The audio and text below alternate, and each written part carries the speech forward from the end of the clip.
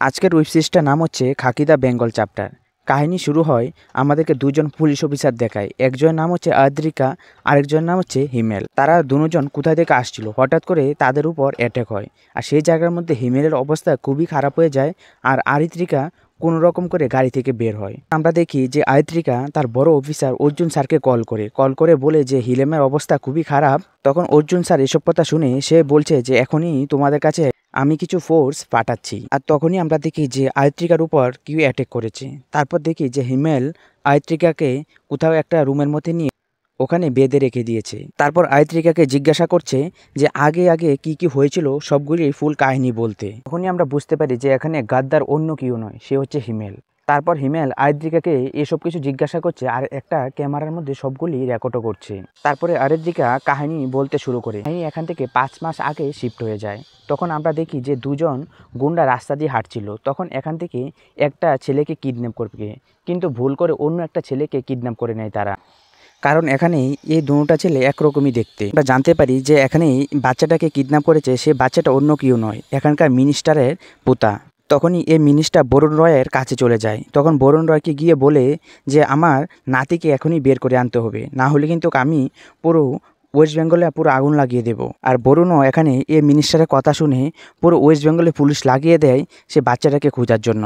আর তখনই আমরা সপ্তর্ষি আইপিএস অফিসারকে দেখতে পাই যে তাকে এখানে আনা হয়েছে এই বাচ্চাটাকে খুঁজে বের করানোর জন্য।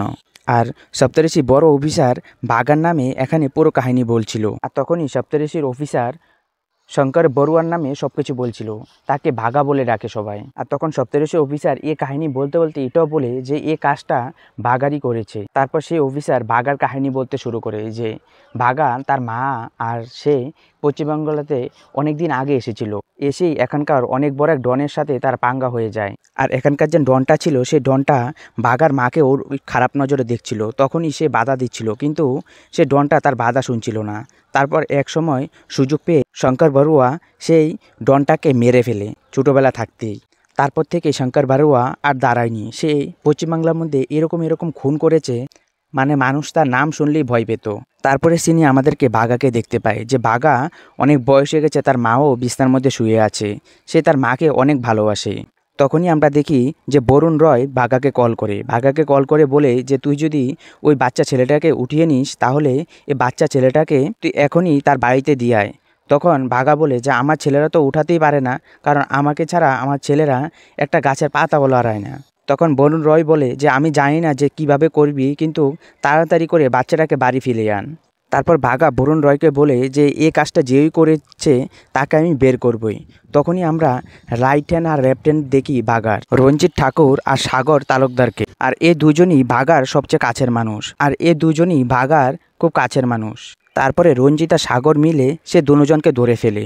আর এ দুজন এটা বোঝাতে চাচ্ছিল বাঘাকে যে তারাও বাঘার সাথে কাজ করতে চায়। তখন সে দুটা গুন্ডা বলে যে তাদেরকেও তাদের গ্যাংয়ের মধ্যে সামিল করে নেওয়ার জন্য। তখন সাগর আর রঞ্জিত বলে যে তোমরা দুজন এখনো সে লায়ক হওনি। তারপর এসব কথা বলে তাদেরকে এখান থেকে পাঠিয়ে দেয়। তারপরে বাচ্চা পাওয়ার সাথে সাথে সাগর আর রঞ্জিত তারা দুজন মিলে সে মিনিস্টারের পুতাকে তার বাড়ির মধ্যে ছেড়ে আসে। আর সেই মিনিস্টারের বাড়ির মধ্যে সপ্তর্ষিও ছিল। তখন সপ্তর্ষি এসব দেখে হয়রান হয়ে যায় যে আমি এখনো পর্যন্ত কোনো কাজই করিনি, এত তাড়াতাড়ি বাচ্চা কিভাবে বাড়িতে ফিরে আসলো। তারপরে আমরা নিবেদিতাকে দেখতে পাই যে সামনের ইলেকশনে সেই বড় উম্মিদবার, আর সে ধীরে ধীরে করে অনেক পাওয়ারফুল হয়ে যাচ্ছিল।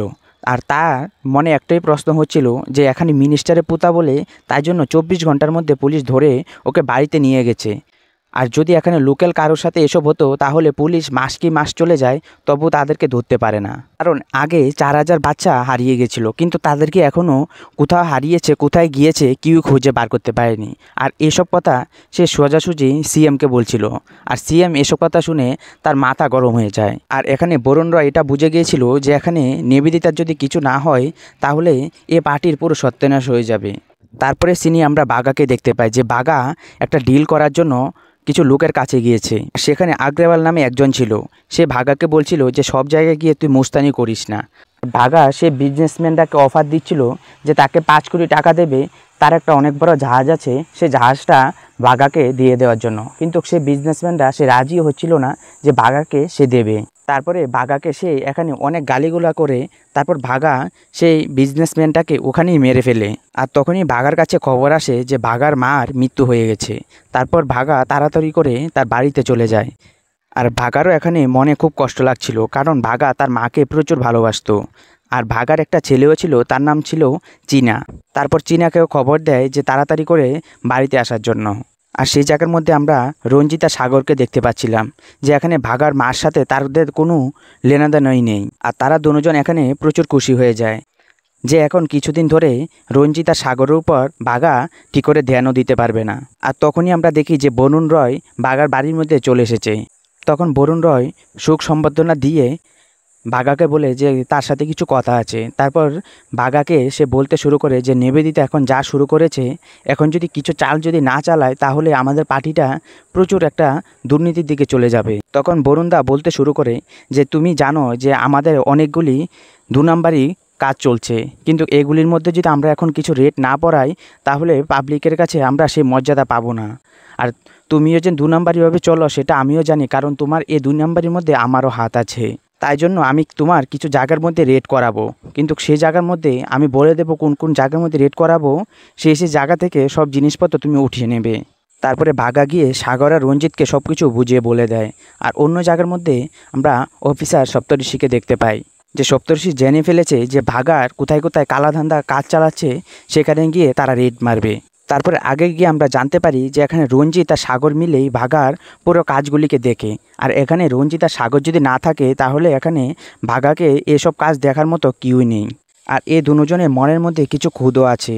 তারা দুজন চাইছিল যে এখানে ভাগার জায়গাটা তারা যেন নিয়ে নেয়। আর তাদের এরকম লাগছিল যে এখন যদি ভাগা যদি মারা যায় তাহলে ভাগার জায়গাটা তার ছেলে চীনা নিয়ে নেবে, কিন্তু চীনা তো এসবে লায়কই না।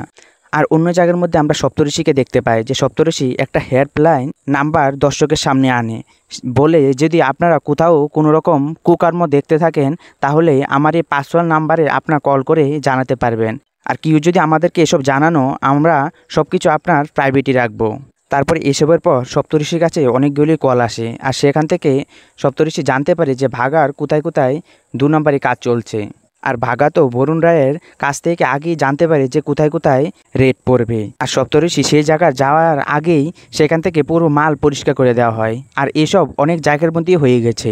আর সপ্তর্ষি যখন তার পুরো টিম নিয়ে সে জায়গার মধ্যে যাবে তখন সেখান থেকে আগেই ভাগার যত মাল ছিল সবগুলি গায়েব হয়ে যায়। আর তারপরেও সপ্তর্ষি বুঝতে পারে যে এখানে তাদের কাছ থেকে কেউ না কেউ লিক করছে যে তারা এখন কোথায় যাবে, কোথায় গিয়ে কি করবে। আর এখানে অফিসার সপ্তর্ষিও খুব চালাক ছিল। সে একজনকে ধরে বলে যে ভাগার কোথায় কোথায় কীরকম কাজ কারবার চলে সেগুলি তাকে বলার জন্য, আর তাকে সে কিছু টাকা পয়সাও দেবে। তারপরে সপ্তর্ষির কানে যখন আসে একটা ঘটনা, তারপর সপ্তর্ষি তার পুরো টিম নিয়ে সেই জায়গার মধ্যে চলে যায়। কিন্তু এসবের কথা বরুণ রয় আর এখানে ভাগাও জানতে পায়নি। তারপর এসব কিছু ধরা পড়ে যায়। আর সেই জায়গার মধ্যে যখন পুলিশ গিয়ে হামলা করে সেই জায়গার মধ্যে একজনের মৃত্যু হয়ে যায়। আর সে হচ্ছে রঞ্জিতের খুব কাছের একজন। আর রঞ্জিত এসব দেখে তার মাথা গরম হয়ে যায়, কারণ রঞ্জিতের অল্পতেই সে অনেক গরম হয়ে যায়। তারপরে রঞ্জিত ভাবতে শুরু করে যে তার বন্ধুকে যেই মেরেছে সে ওকে মেরেই ফেলবে। তারপরে রঞ্জিতের কাছে যখন খবর আসে যে কোন পুলিশওয়ালাটা তার বন্ধুকে মেরেছে, সেই জায়গার মধ্যে আবার চলে যায় পুলিশওয়ালাটাকেই মারার জন্য। তারপর বাজারের মধ্যেই সে পুলিশওয়ালাটাকে পুরো গলা কেটে মেরে ফেলে। এইসব কিছু ভাগা জানতে পারে। তারপর রঞ্জিত আর সাগরকে তার বাড়িতে ডাক দিয়ে সে রঞ্জিতকে এখানে 2-3টা থাপ্পড় চটকানা দেয়, বলে যে এসব করার কি দরকার ছিল, আর তোমার তো এসব করার কোনো দরকারই ছিল না। তুমি জানো এখন আমরা অনেক বড় একটা প্রবলেমে পড়ে যেতে পারি। আর ভাগা এখানে রঞ্জিতের সাথে এখানে অনেক উল্টো ফাল্টো কথা বলে। আর রঞ্জিতের এসব কথা শুনে তার এতই মাথা গরম হচ্ছিল, সে পারছিল না যে ভাগাকে এখানেই মেরে ফেলবে। তারপরে সাগর রঞ্জিতকে নিয়ে এখান থেকে চলে আসে। তখন সাগর রঞ্জিতকে বলতে শুরু করে যে একটা সামান্য পুলিশ অফিসার মারা গেছে, এসব নিয়ে ভাগার মাথার মধ্যে এত গরম হয়ে গেছে, যদি এখন পুরো আইপিএস অফিসারই মারা যায় তাহলে কি হবে। তখন তারা বুদ্ধি করে যে সপ্তর্ষিকে তারা মেরে ফেলবে। আর তখনই আমরা দেখি যে কায়েল নামে একটা মেয়ে সপ্তর্ষি স্যারকে কল করে বলে যে অনেক কিছু কথাবার্তা আছে আপনার সাথে ভাগান নিয়ে, আপনি তাড়াতাড়ি করে এই লোকেশনে চলে আসুন। তারপরে সপ্তর্ষি সে মেয়েটার সাথে দেখা করার জন্য চলে যায় বাইক নিয়ে। আর তার পিছু পিছু চলে আসে সাগর আর রঞ্জিত। তারপর তার বাইকটাকে ধাক্কা দিয়ে সেই জায়গার মধ্যে সপ্তর্ষিকে মেরে ফেলে। তারপরে আমরা অর্জুন মিত্রকে দেখতে পাই। হুগলির মধ্যে যে কিছু গুন্ডাকে সে শ্যুট আউট করে বেড়ে ফেলছিল। সেখানে গিয়ে সে জানতে পারে যে এখানে অনেক বড় গুন্ডারা ছিল, আর সেখানকার মধ্যে একজন গুন্ডা ছিল অনেক বড় মিনিস্টারের বাগিনা। আর সেই জায়গার মধ্যে অর্জুন তাকেও ছাড়েনি, তাকেও সেই জায়গার মধ্যে মেরে ফেলেছে। তারপরের দিন সকালবেলা সপ্তর্ষি বডিটাকে আমরা সপ্তর্ষি বাড়ির সামনেই দেখতে পাই। তারপর এখান থেকে কাহিনী আমাদেরকে আবার বাঘাকে দেখতে পাই। বাঘা সাগরকে নিয়ে একটা ডিল করতে গিয়েছিল, সেখানে ডিল করতে গিয়ে তাদের উপর গুলিবারি শুরু হয়ে যায়। আর সেই জায়গার মধ্যে বাঘার উপর যখন একটা গুলি পড়বে তখন সেই জায়গার মধ্যে সাগর এসে বাঘাকে বাঁচিয়ে ফেলে, কারণ সাগরের বুকের মধ্যে সে গুলিটা লেগেছিল। তারপরে থেকেই বাঘা সাগরের খুব কাছের মানুষ হয়ে গেছে। তারপরে আমরা দেখি যে বাঘা সাগরকে কল করে বলে যে এই কাজ কি তোমরা দুজনই মিলে করেছো নাকি শুধু রঞ্জিত করেছে, তুমি সত্যি করে বলো যে এই কাজটা শুধু তোমরা দুজনই করতে পারো। তখন সাগর আর রঞ্জিত দা বলে যে আমরা এসব কাজ করতে পারি না, আপনি বিশ্বাস করুন আমাদের। আর এই ম্যাটারটা ছোটো করে দেখলে হবে না, কারণ এত বড় একটা শহরের মধ্যে আইপিএস অফিসারের মৃত্যু হয়ে গেছে মানে জিনিসটা অনেক বড়। তারপর সব কিছু ব্লেম শুধু ভাগার উপরই আসছিল। তারপর ভাগা প্ল্যান করেছে যে সে এখান থেকে পালিয়ে চলে আসবে। তারপরে আমরা আবার বাঘাকে দেখি যে বাঘা বরুণ রয়কে কল করেছে। বরুণ রয়কে কল করে বলে যে কিছুদিনের জন্য এখান থেকে আমরা আন্ডারগ্রাউন্ড হয়ে যাব, যখন আবার সব কিছু ঠান্ডা হবে তখন আমরা বেরিয়ে আসব। তখন বরুণ রয় বলে যে তুমি এটা করলেই ভালো হবে। আর সেই জায়গার মধ্যে আমরা সিএমকে দেখতে পাই যে সিএমের মাথাও এখন গরম হয়ে যাচ্ছে, কারণ শহরের মধ্যে একজন আইপিএস অফিসার মারা গেছে মানে অনেক বড় একটা ম্যাটার হয়ে গেছে। আর সিএম চাইছিল যে এখানে অনেক বড় একটা অফিসারকে আনার জন্য, যাতে এখানে অনেকগুলি ক্রাইম হয়ে গেছে সবগুলি সাফ করার জন্য। তারপরে বরুণ রয় এখানে বলে যে একজনই এসব কাজ করতে পারে, সে হচ্ছে অর্জুন মিত্র। কারণ অর্জুন মিত্র শুধু ক্রাইমকে সাফ করে না, পুরো এখানে যারা এইসব গোষ্ঠীর সাথে মিলিত আছে সবাইকে সে এখানে পুরো ক্লিয়ার করে ফেলে। তারপরে তার জয়েনিং এখানে করিয়ে দেওয়া হয়। তারপরে নিবেদিতার সাথে গিয়ে অর্জুন দেখা করে। তখন অর্জুন নিবেদিতাকে বলে যে এখন আপনাদের আর অসুবিধা হবে না, এখানে আমি চলে এসেছি। তারপর অর্জুন মিত্র এখানে এসেই সে শুধু ভাগার পুরো প্ল্যান নিয়ে ও জানতে শুরু করে যে ভাগার কোথায় কোথায় কী আছে, কী সব করে সব কিছু প্ল্যান ও জানতে চায়। আর অন্য জায়গার মধ্যে আমরা ভাগাকে দেখতে পাই যে তার ছেলেকে নিয়ে সে এখান থেকে পালিয়ে যাচ্ছে।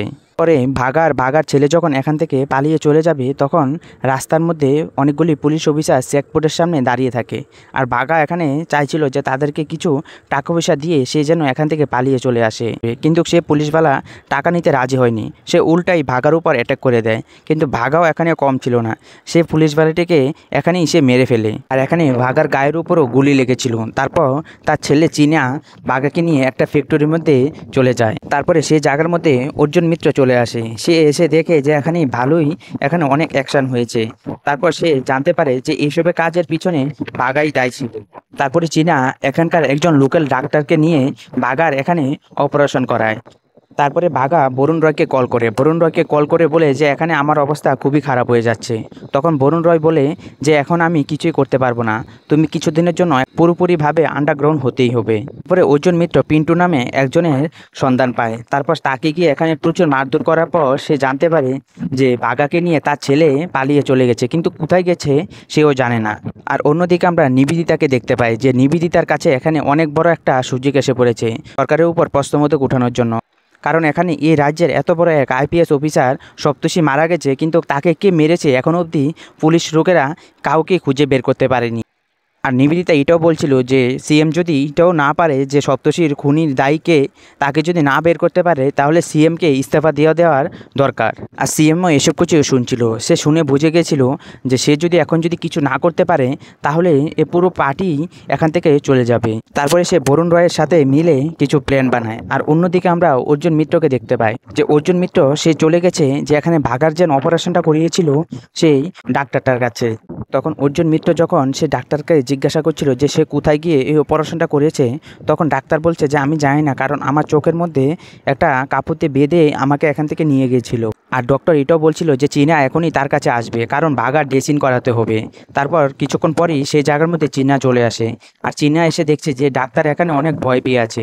এসব দেখে সে এখান থেকে পালানোর চেষ্টা করে, কিন্তু সেই জায়গার মধ্যে অর্জুন মিত্র তাকে ধরে ফেলে। তারপরে আমরা বরুণ রয়কে দেখতে পাই যে বরুণ রয় সাগর আর রঞ্জিতকে কল করে বলে যে তার কাছে গিয়ে দেখা করার জন্য। সাগর বলে যে এখন আমরা বেরোতে পারবো না, কারণ এখন আমাদেরকে আন্ডারগ্রাউন্ড হতে হবে। তখন বরুণ রয় তাদের দুজনকে কথা দেয় যে তারা যদি এখানে আসে তাদের কিছুই হবে না। তারপরে আমরা দেখি যে সাগর আর রঞ্জিত তারা দুজন মিলে বরুণের বাড়ির মধ্যে চলে যায়। তারপরে বরুণ গিয়ে সাগরকে বলতে শুরু করে যে তুমি যদি আমাদের পলিটিক্যাল মধ্যে চলে আসো তাহলে তোমার অনেক ভালো হবে, যে তোমার এখন অনেক নাম হয়ে গেছে, আর তুমি যদি এখন পলিটিক্যাল মধ্যে নেমে যাও তাহলে তুমি এখন যে টাকা ইনকাম করছো তার থেকে 3 ডাবল টাকা তুমি ইনকাম করবে। তোমাকে আমি মন্ত্রীও বানিয়ে দেব, আর তোমার সব কিছু বানানোর পিছনে আমি থাকবো। তুমি যতদিন অবধি বড় হতে পারবে না, আর তোমার একটাই কাজ করতে হবে, তুমি গিয়ে বাঘাকে মারতে হবে। তারপরে সেই জায়গার মধ্যে তারা দুজন রাজি হয়ে যায় যে তারা গিয়ে বাঘাকে মেরে ফেলবে, কারণ তারা তো এটাই চাইছিল।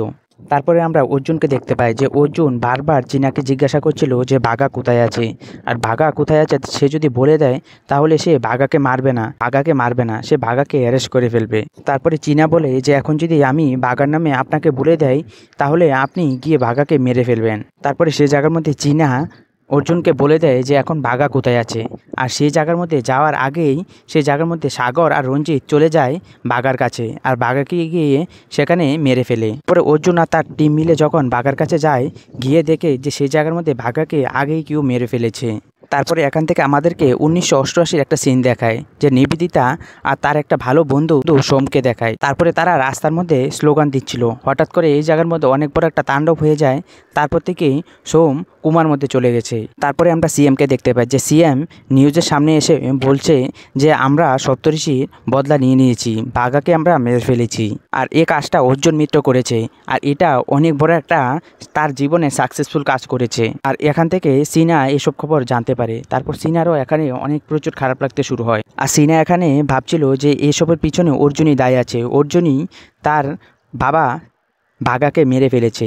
পরে অর্জুন সিনাকে বুঝাতে শুরু করে যদি সে বাঘাকে মারতে চাইতো তাহলে সে অন্ধকারে একটা রুমের মধ্যে কেন বাঘাকে সে মারবে, তাহলে সে মানুষের সামনেই মারতে পারতো। আর অর্জুন এখানে যতগুলি কাজই করছিল সবকিছু সরকারের ভালোর জন্যই করছিল, কিন্তু আর অর্জুন তো এখন সে পুরো কলকাতার মধ্যে যত ক্রাইম হয়েছে সবগুলির পিছনে যে দায়ী আছে পুরো ক্রাইমকে কলকাতা থেকে এসে মুক্ত করতে চায়। আর এখানে অর্জুন মিত্র সপ্তর্ষির মতনই সে একটা হেল্পলাইন নাম্বার সবার কাছে জারি করে দেয় যে আপনাদের যদি কোনো প্রবলেম হয়ে থাকে কোথাও, আপনারা এই নাম্বারে কল করে আমার সাথে যোগাযোগ করতে পারেন।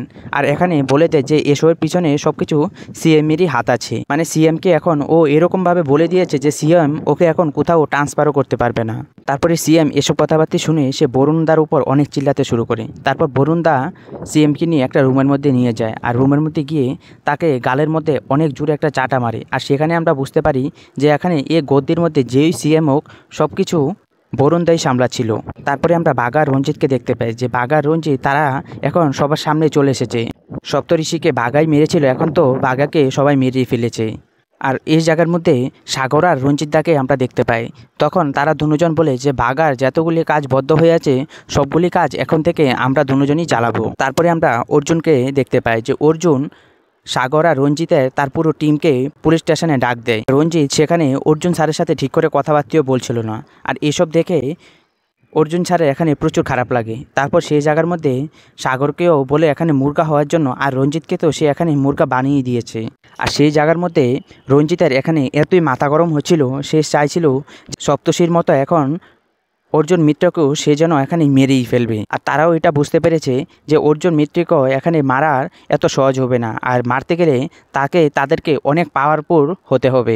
তারপরে আমরা সাগরকে দেখতে পাই যে সাগর সে চলে গেছে বরুণ রয়ের কাছে। বরুণ রয়ের কাছে গিয়ে বলছে যে আপনি তো আমাকে বলেছিলেন যে আপনি আমাকে পাওয়ারও দেবেন, আপনার রাজনৈতিক দলের মধ্যে নিয়ে যাবেন, এখন আমি আপনার রাজনৈতিক দলের মধ্যে যেতে চাই। আর সেই জায়গার মধ্যে বরুণ রয় এখানে পাল্টে খেয়ে যায়। বরুণ রয় বলে যে এসবের জন্য অনেক টাইম লাগে, এত তাড়াতাড়ি সব কিছু হয় না। আর সেই জায়গার মধ্যে সাগরও বুঝতে পারে যে এখানে বরুণদা তার কথা থেকে সে উল্টো লাইনে চলে যাচ্ছে। তারপরে আমরা আবার কায়েলকে দেখতে পাই যে কায়েল অর্জুন মিত্রের যে হেল্পলাইন নাম্বারটা আছে সেই নাম্বারটার মধ্যে কল করে বলে, পরে কায়া অর্জুন স্যারকে বলে যে এখানে পশ্চিমবাংলার মধ্যে অনেক বড় বড় এরকম ধান্দা হচ্ছে যে এসবের খবর কারোর কানে অবধি যাচ্ছে না, এসবের খবর আমার কাছে আছে। তারপরে কায়া অর্জুন স্যারকে এটাও বলছিল যে বাঘার একটাই কাজ ছিল যে মানুষকে ওখান থেকে কিডন্যাপ করে নিয়ে তার ভিতরে যতগুলি বডি পার্ট ছিল সবগুলি খুলে ওখানে বিক্রি করে দিত।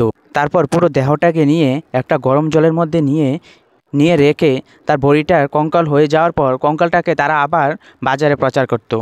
তারপর এইসবের খবর যখন অর্জুন মিত্রের কাছে আছে, তারপর অর্জুন মিত্র সে ফ্যাক্টরির মধ্যে আবার হামলা করতে চলে যায়। সেখানে গিয়ে দেখে যে অনেক লোকজন সে কোম্পানির মধ্যে কাজ করছে আর তাদের সবার কাছেই বন্দুক পিস্তল ছিল। তারপরে অর্জুন মিত্র এখানে সবার সাথে লড়াই করে তারপর তারা যখন আবার সে কোম্পানির ভিতরে গিয়ে দেখে যে এখানে প্রায় 400-র উপরে এখানে কঙ্কাল রাখা আছে। এই কঙ্কালগুলি আজকে দেশের বাইরে প্রচারে যাওয়ার কথা ছিল। তারপর এসব খবর যখন সিএমের কাছে আসে, সিএমের মাথাও আবার গরম হয়ে যায় যে এসব কাজও চলছিল।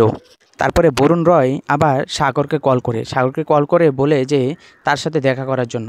আর তখনই সাগর আর রঞ্জিত তারা দুজন বুঝতে পারে যে এখন বরুণ রয়ের আমাদের খুবই দরকার লাগবে। তখন এখানে সাগর বলে যে তার কি ডিমান্ড, যে এখন তারকেই মন্ত্রী বানাতে হবে, তার পিছনে মন্ত্রী হওয়ার জন্য যতটুকু পরিশ্রম লাগবে সব কিছু বরুণ রয় তাকে সাপোর্ট করে উঠাবে। তারপরে অর্জুন স্যার আবার কায়েলের কাছে চলে যায়। কায়েলের কাছে গিয়ে জিজ্ঞাসা করে যে সে আর কি জানে।